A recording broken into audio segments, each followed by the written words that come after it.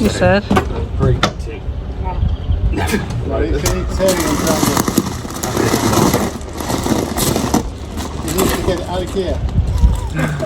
Where do you want it? Just there will do, just off the top so that just back it down.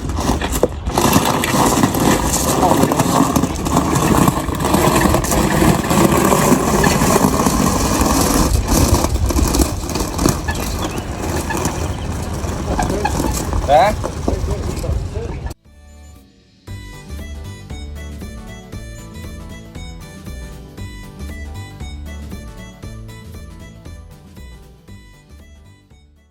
This is the Howard 350.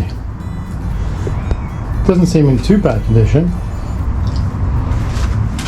A lot of it sort of works. I've started to grease everything up so that we can take it apart. We obviously had an engine leak there, but I've taken the engine off, and this is what it looks like on its own. I've had a go at starting it, but I think it's either going to need a lot of work, which I don't want to do, or it's not going to be any good at all. So my trick is I'm going to take off the clutch housing, which is here, 4 bolts there. I'm going to get the pulley off the engine, dismantle this section. Who knows how that pulley is going to come off. Depends if there's any movement in there. And then I'm going to look for a Honda GX200 and make sure everything lines up, and then replace it with that. So the first stage is to see if we can get this clutch housing off.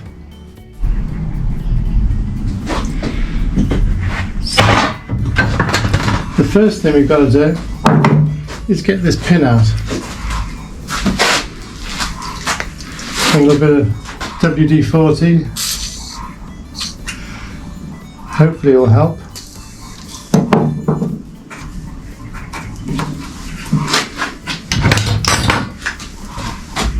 Let's see if it moves. Ooh.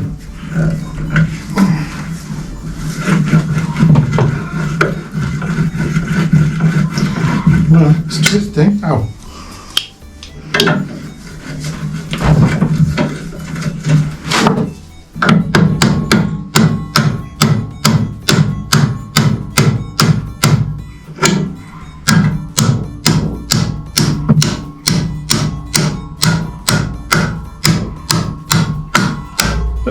Well, that wasn't too difficult. Now this should just open. I've missed it. Need some oil on that. I can remove the belt, which doesn't look too bad actually. Looks quite new, as if someone's replaced it. So we'll keep that for now, in a safe place. So we've just moved the locking pin, which looks like it's a little bent. And then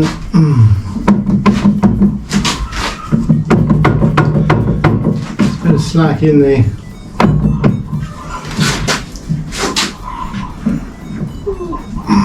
well, it came off easy, a bit too easy. Okay. Oh, there's the pin. Okay, well that's basically what you're trying to get off. That's the locking pin, which you can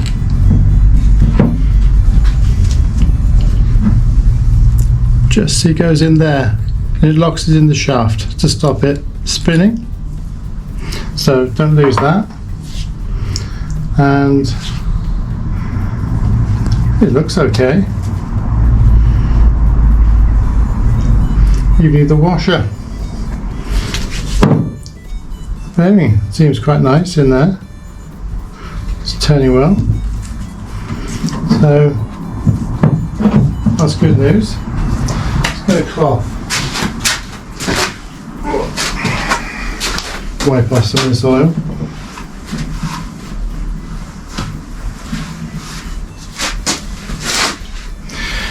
So now there's 4 bolts, 1, 2, 3 and 4, and then this housing will come off. And that's all we need then to take off the engine to put on the new one. I haven't got a new one yet, but I think I could probably find one, either a second-hand one or I haven't decided yet. So let's see what size these are.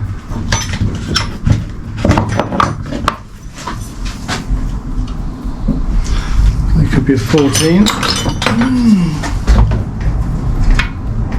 Yes. That's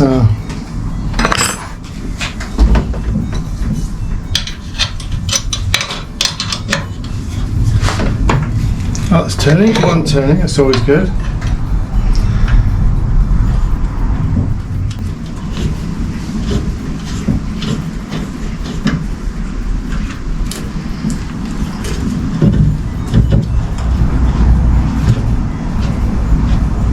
So we'll need a good clean before we put it back in.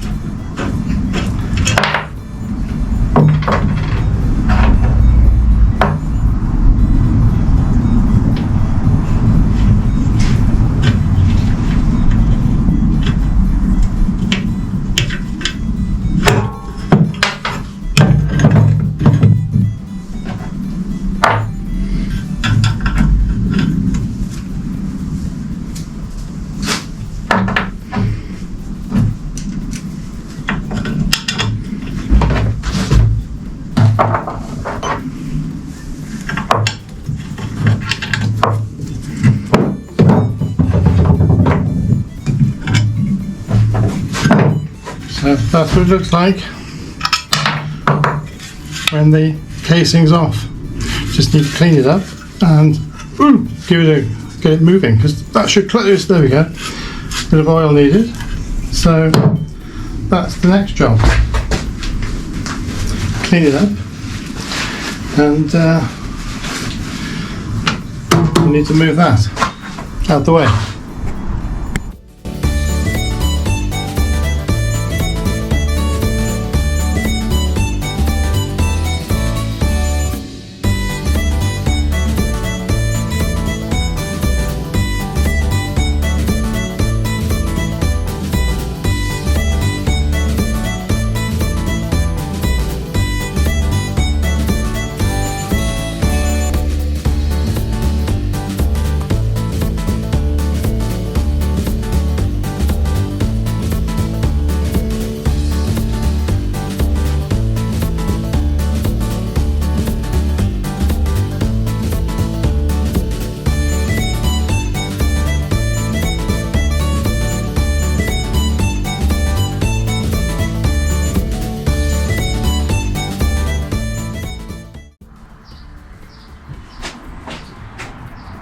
Right, we've started to rebuild the new engine.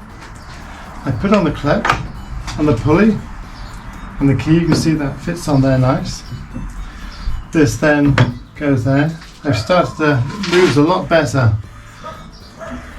Now it's all greased up and repaired.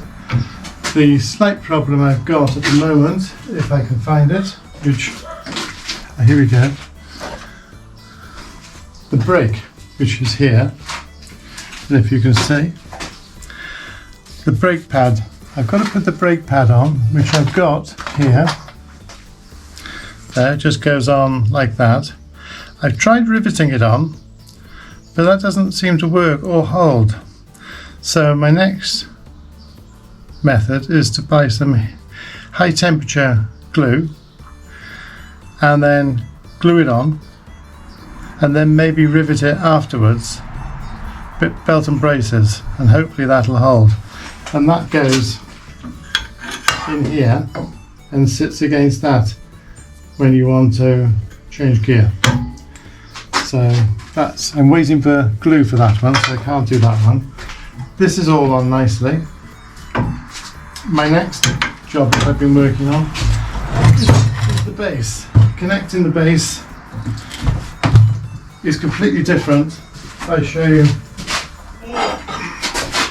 this is the plate that I've got to mount the engine on, and these are the 4 holes here that I've got to mount the engine, which is a lot smaller than that. So what I've done, I've actually drilled the holes already, and that goes on nicely like that. All 4 go on. If I can, I've just got some old bolts here, will do.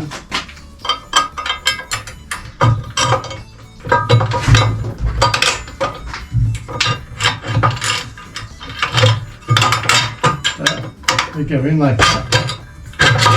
There you go. They're a bit long. There we go. There. So that's fitting nice. It's square, and it should line up when I put it back on the machine. My problem is that these bolts are bolts, and the heads are going to make the machine sit proud to the base. So I'm going to have to countersink. See if I can show you. See, these go in there, and you can see there's about a 8mm, 7mm height gap, whereas if I countersink like this one's been done in the past, I can sink them in.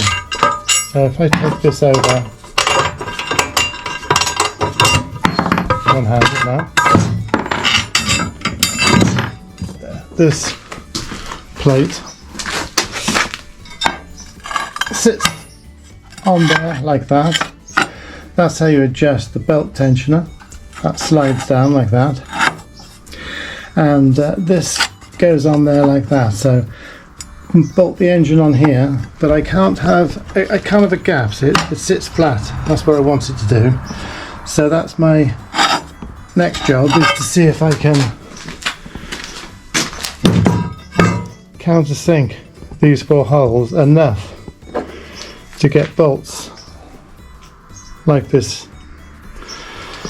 So that's going to be my job today. So I'm sure you don't want to watch me drill holes into metal, and I'll come back when I've done it.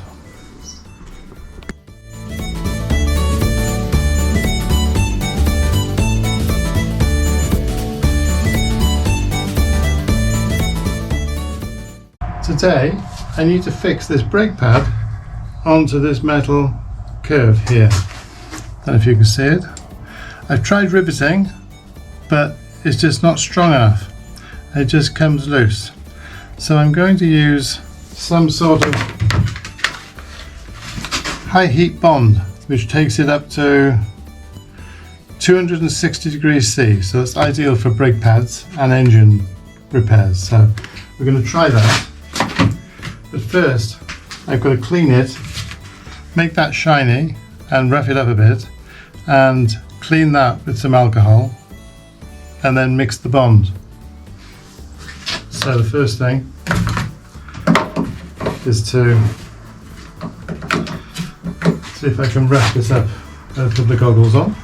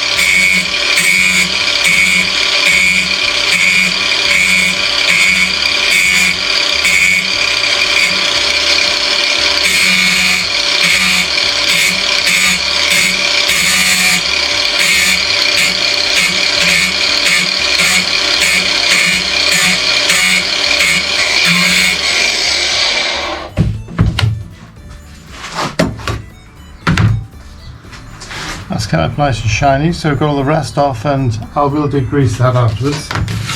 So the next thing is paper towel. 99.9% alcohol.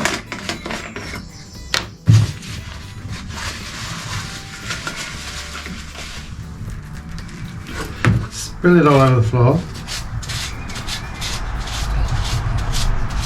Very quick clean. That's not so easy. It's amazing how much dirt comes off. We won't get a good bond if we don't get all this grease off. Let's do it once more.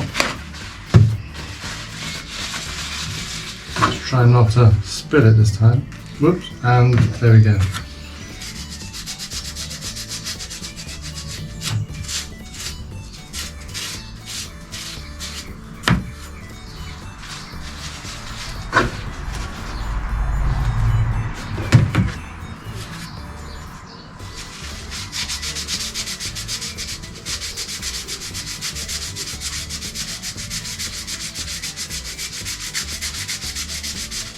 Oops, that's it, break it. It's got a bit of a rough surface to it. So, I think that will do. Let them dry.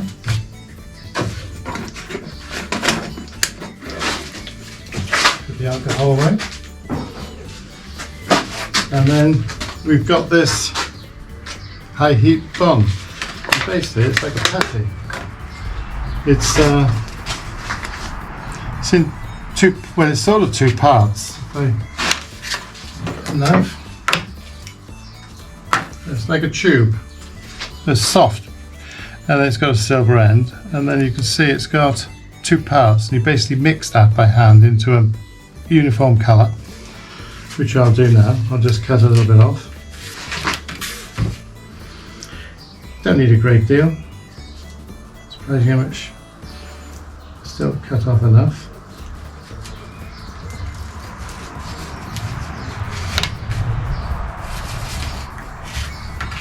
Put the end back on.